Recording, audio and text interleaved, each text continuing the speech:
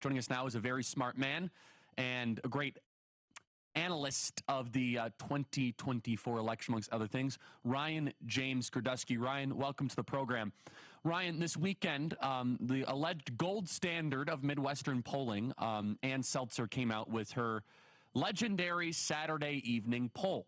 The audience might not know much about this unless they obsess over Twitter, but the media has picked up on this rather heavily, that the Des Moines Register poll, they commissioned her to do this Saturday before the election, and she sometimes picks up trends that other people are missing. In 2020, to her credit, she picked up that Trump was stronger in the Midwest than anyone was detecting, and turns out she was right. Well, she shocked the world on Saturday evening, where she said that Kamala Harris is up 3 in Iowa. Now, mind you, in order for her to be right, every human being, both internal and external polling in the Kamala Harris campaign, Trump campaign, public polling, tracking NRSC, DCCC is wrong. So it's basically Ann Selzer versus the world. What's going on here, Ryan?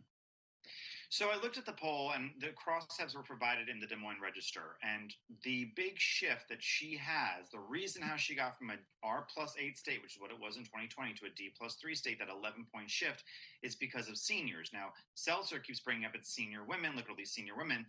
But her numbers actually show it's senior men. She said that senior men are breaking dead even between Harris and Trump. I think it was a 2-point difference, which is completely insignificant in polling. And senior women went from being slightly pro-Trump to being the most Democratic group in the entire state. It was more Democratic than young people, more Democratic than non-white voters overall.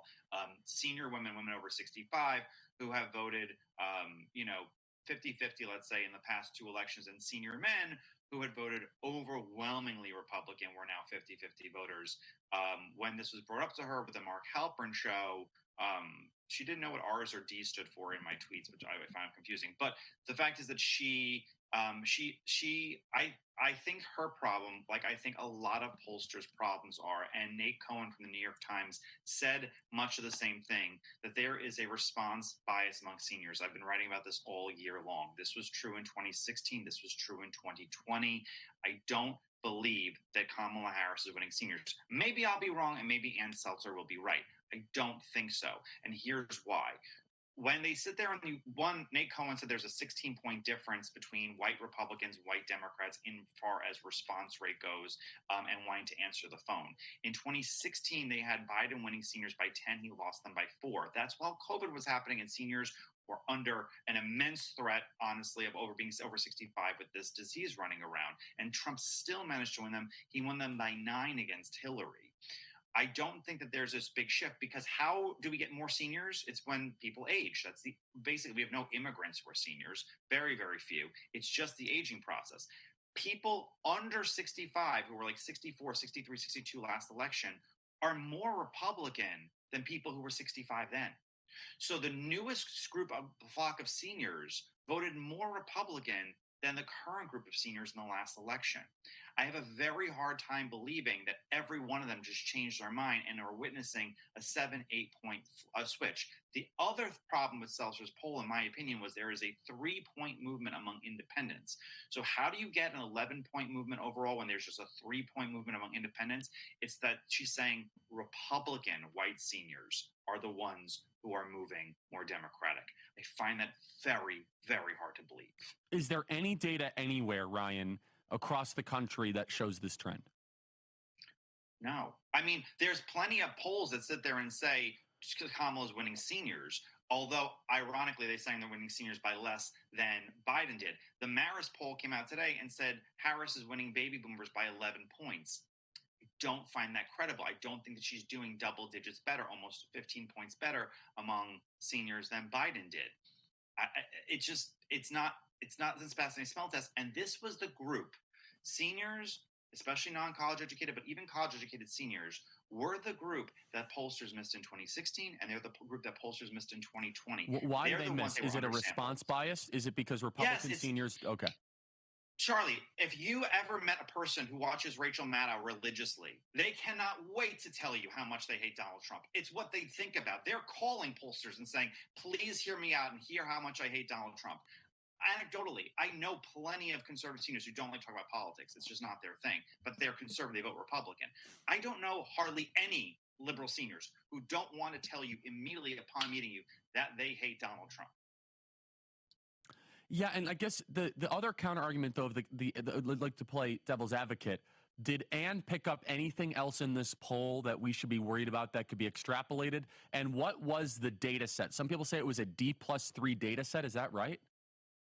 I don't know the data set because it wasn't released. I heard between D+3 or D+4, and it's an R+6 state now. So yeah, it could be a 9-10 point misallocation right there. There were two other polls that followed it that had Trump up, I think, 8 and 11 in both polls. That was the only thing. It's weird because she said among young voters, voters under 30, Harris had like a 3-point advantage. And senior women were the most left-wing group in the entire state. It's not the group that moves about abortion. Oh, and also I think the other issue that they found were that democracy was a bigger issue than the economy. That sounds to me like it, and that's the same group that's the same poll that Maris found, by the way, too. That democracy was a bigger issue than the economy. I think you found a lot of liberals, and also she doesn't look at a lot of partisan breakdown when she's doing these sample sizes. So listen, she's been right a lot in the past. If she wins, if Harris wins Iowa, egg on my face, I got it all wrong. If it was real data, though, Harris would have sent Governor Walz, who is literally the governor of the neighboring state, to visit there once. That's what I tweeted. No, yeah, that's what I tweeted. I said if they would have detected any signs of life, they would have sent Mr. Walz through a tour of Waterloo, Ames, and Davenport. Right? Like let's see what you got here, man. But we have other public polling that shows that this is wrong. So it does beg the question, Ryan, was this information warfare? Because J.B. Pritzker got hold on, hear me out. J.B. Pritzker got a leak ahead of time. I got tipped off 12 hours ahead of time. So I woke up, we had 7 Super Chase events. We were traveling over Arizona, and I got called from a good friend who's very well tied in. He said, hey, the Selzer poll is going to show Donald Trump down 2 or 3 points in Iowa. I said, you're full BS. He's like, I wouldn't be calling you if it wasn't that. I called the Trump campaign, and they're like, Charlie, that we find this really hard to believe. I'm like, look, the source is the source. My guy's tipped off. So 12 hours ahead of time, we knew this. By the way, other reporters had it the night before. J.B. Pritzker's bragging about it at some sort of Chicago fundraiser. Is this information warfare, Ryan? Again, feel free to disagree, but there are some elements that beg the question.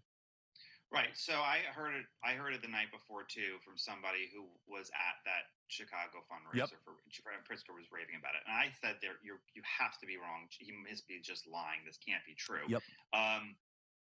Did he get it from the Des Moines Register or from Ann Selzer? I want to believe that she did not, at the age of 70, decided, hey, let me throw my whole credibility away on maybe my last presidential cycle.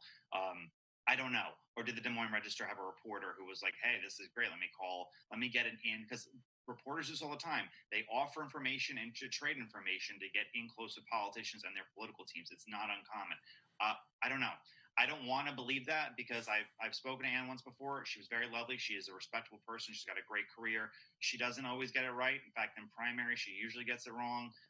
She got it wrong in 2020, 2012, 2016 primaries, and obviously in the 2008 election, she was off by almost double digits. I don't want to believe that she decided to ruin her whole legacy. Maybe she'll be right, but I think that maybe someone from the Des Moines Register. I mean, but I can't. I mean, I don't want to say too much on this. Why didn't she spike it? This is such a big gamble. It is her versus everybody else. There is not by the way, the Nebraska polling doesn't show this. Minnesota shows a tight race. Every neighboring state doesn't show this. So if there was something going on with like rural Midwestern white women, we would pick it up in Nebraska or in Minnesota, right? Minnesota would be a 17-point polling delta. 17, and it's within 5-6 points. Am I wrong, Ryan, when I'm saying this? So the argument. So this is what someone brought up to me, and I think that's a good point. Is Iowa more of a prairie state now or a Midwestern state? So what it would show is that Kansas is in single digits. It would show that Nebraska is in single digits. It wouldn't show necessarily that Ohio is in single digits. So that's like the argument. If it's a very nuanced, weird argument, the poll also had Marianne Meigs Miller, the Republican Congress, down 17 points. Yeah, down 17 points. If that were true, it would be like ground zero where they were like, we're going to pick this seat up. I find that hard to believe as well because the DCCC hasn't acted in that manner. and that's nothing else is correlating with that. That's why I sat there and think that. And also registration numbers are through the roof, where I think in every county Republicans added on while Democrats shrank. I don't know. I mean, they have no federal representation. They have no. They have one, I think, statewide elected, and that's it. It would be like if there was a shock poll out of Rhode Island or Connecticut showing a Republican win there. We would be like, "Oh, that's awesome." I don't believe it, but that's awesome if it's true. If Iowa's true, that's terrible. I don't believe it, but but it'd be terrible if it was true.